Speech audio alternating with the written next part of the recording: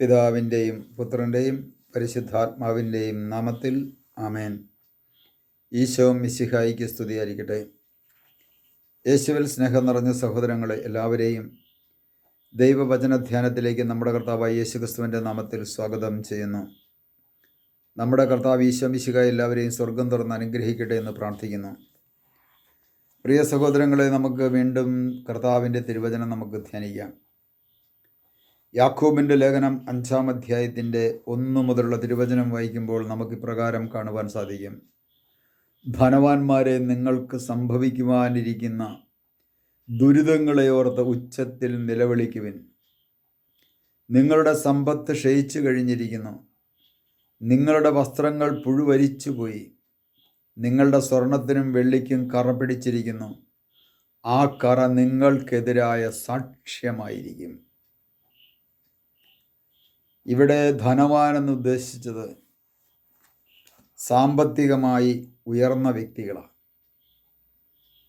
പലതരത്തിലുള്ള ധനവാന്മാരുണ്ട്. അറിവിൽ വലിയ ധനവാന്മാരുണ്ട്. ഞാൻ വലിയ അറിവുള്ളവനാണ്, ഞാൻ പറയുന്നതെല്ലാം ശരിയാണ്, ഞാൻ ഒത്തിരി ഡോക്ടറേറ്റൊക്കെ എടുത്തിട്ടുള്ളയാളാണ്. ലോകത്തിൻ്റെ പല രാജ്യങ്ങളിലും പോയി അവിടുത്തെ സംസ്കാരങ്ങളും അവിടുത്തെ ജീവിത ശൈലികളുമൊക്കെ ഞാൻ പഠിച്ച വ്യക്തിയാണ്. ഞാനിതെല്ലാം കണ്ടിട്ടുണ്ട്. എനിക്ക് A മുതൽ Z വരെയുള്ള എല്ലാ കാര്യങ്ങളും അതിൻ്റെ ഉപകൽപ്പനകളും എല്ലാം എനിക്കറിയാം. അങ്ങനെ ചിന്തിക്കുന്ന ഒരു ചിന്ത പോലും ഒരു ധനത്തിൻ്റെ മേഖലയാണ്. ധനവാൻ, അവൻ അറിവിലുള്ള ധനവാൻ. വേറെ ചിലർ പിടിച്ചു പറയലുള്ള ധനവാന്മാരുണ്ട്. മറ്റുള്ളവരുടെ അടിച്ചു മാറ്റി മറ്റുള്ളവർക്ക് കൊടുക്കേണ്ട നന്മകൾ കൊടുക്കാതെ, മറ്റുള്ളവരുടെ അവകാശങ്ങൾ കൊടുക്കാതെ പണം സമ്പാദിക്കുന്ന വലിയ വലിയ ധനവാന്മാർ ഇന്ന് നമ്മുടെ സമൂഹത്തിൽ ധാരാളമുണ്ട്. പാവങ്ങളെ പിഴിഞ്ഞ് അവരുടെ സമ്പത്ത് അടിച്ചു മാറ്റി ജീവിക്കുന്ന അനേകം ധനവാന്മാർ നമ്മുടെ സമൂഹത്തിലുണ്ട്. ഇവിടെ ഓരോരുത്തരും ചിന്തിക്കണം, ഞാൻ ദൈവത്തിന് മുമ്പിൽ ഒരു ധനവാനാണോ? ദൈവത്തിന് മുമ്പിൽ ഒരു വ്യക്തി ധനവാനായി മാറുന്നത് സുവിശേഷത്തിലെ ഉപദേശങ്ങളിലൊന്നായ ദാരിദ്ര്യം ഒരു സുഹൃതമാണ്. അപ്പോൾ സമ്പന്നനാകുവാൻ വേണ്ടിയിട്ടുള്ള ഏറ്റവും നല്ലൊരു വഴി ദാരിദ്ര്യമാണ്. ഈ ദാരിദ്ര്യം എന്ന വ്രതം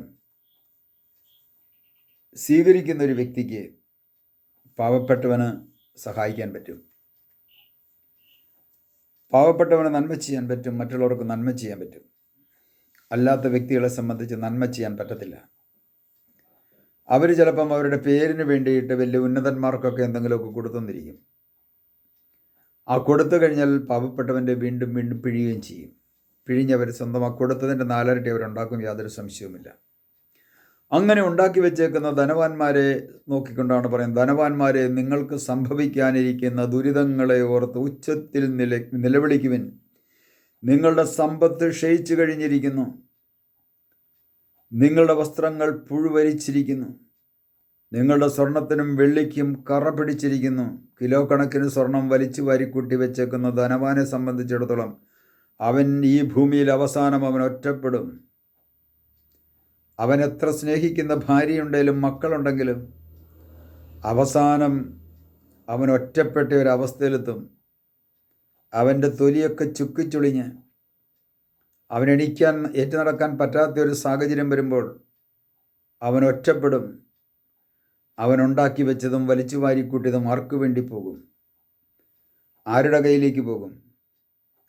ഒരുപക്ഷെ നല്ല ഭക്ഷണം പോലും കഴിക്കാതെ, നല്ല വസ്ത്രം പോലും ധരിക്കാതെ, മറ്റുള്ളവരുടെ അവകാശങ്ങൾ പോലും പിടിച്ചെടുത്തുകൊണ്ട് സമ്പത്ത് വലിച്ചു വാരിക്കൂട്ടി സുഖജീവിതം നയിക്കുന്ന അനേകം ധനവാന്മാരുണ്ട്.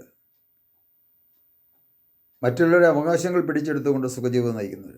വേറെ ചില ധനവാന്മാരുണ്ട്, ഇതെല്ലാം ഉണ്ടായിട്ടും നല്ല ഭക്ഷണം കഴിക്കാൻ പറ്റാതെ മരുന്ന് മാത്രം കഴിച്ചുകൊണ്ട് ജീവിക്കുന്ന ധനവാന്മാരും ഈ കാലഘട്ടത്തിലുണ്ട്. അനേകം രോഗങ്ങൾക്ക് അടിമയായിട്ട്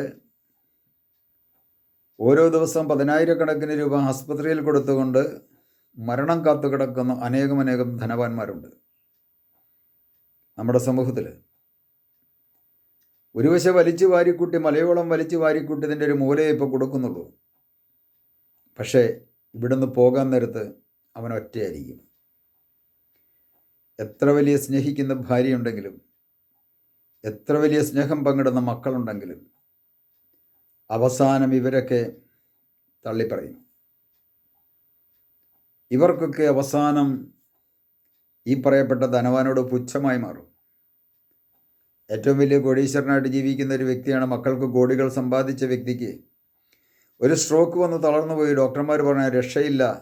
മൂക്കിക്കൂടെ ട്യൂബുമിട്ട് അതിനകത്തൂടെ ശകലം ഭക്ഷണമൊക്കെ അരച്ചു കൊടുത്ത് കിടന്ന കിടപ്പിൽ അങ്ങോട്ടും ഇങ്ങോട്ടും ചലിക്കാൻ പറ്റില്ലാത്ത രീതിയിൽ കിടന്ന് തളർന്ന് കിടക്കുമ്പോൾ അവരെ ശുശ്രൂഷിക്കാൻ ചിലപ്പോൾ നേഴ്സിനെ നിർത്തിയായിരിക്കും. പണമുള്ളതിൻ്റെ പേര് നേഴ്സുമാരെയൊക്കെ, ഹോം നേഴ്സിനെയൊക്കെ നിർത്താം. എന്നാൽ ഈ പറയപ്പെട്ട കുറേ നാൾ കഴിഞ്ഞ് കഴിയുമ്പോൾ ഹോം നേഴ്സിനെ നിർത്തിക്കഴിഞ്ഞാലും ഈ പറയപ്പെട്ട വ്യക്തികൾ ചിന്തിക്കും, എങ്ങനെയെങ്കിലും ഒന്ന് മരിച്ചു കിട്ടിയാൽ മതിയായിരുന്നു. ഭാര്യയും പറയും, ഭർത്താവും പറയും, മക്കളും പറയും, എല്ലാവരും പറയും എങ്ങനെയെങ്കിലും ഒന്ന് തീർന്നു കിട്ടിയാൽ മതിയായിരുന്നു.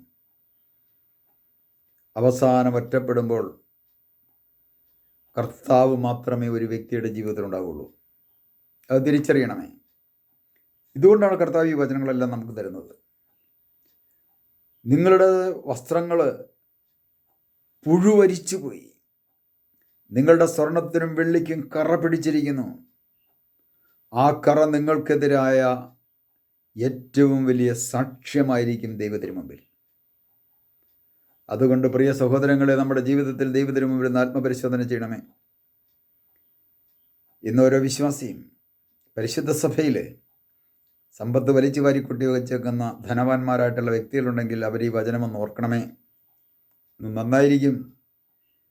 മറ്റുള്ളവരുടെ അവകാശങ്ങളൊക്കെ, ദുർമോഹം ഗർഭം ധരിച്ചപ്പോൾ മറ്റുള്ളവരുടെ അവകാശങ്ങൾ സ്വന്തമാക്കി ഞാൻ ധനവാനാക്കി വെച്ച് വെള്ളിയും സ്വർണവും ഒക്കെ വലിച്ചു വാരിക്കൂട്ടി വെച്ചിട്ടുണ്ട് എങ്കിൽ അത് കറ പിടിച്ചു, വസ്ത്രത്തിന് പുഴുവരിക്കാൻ തുടങ്ങി.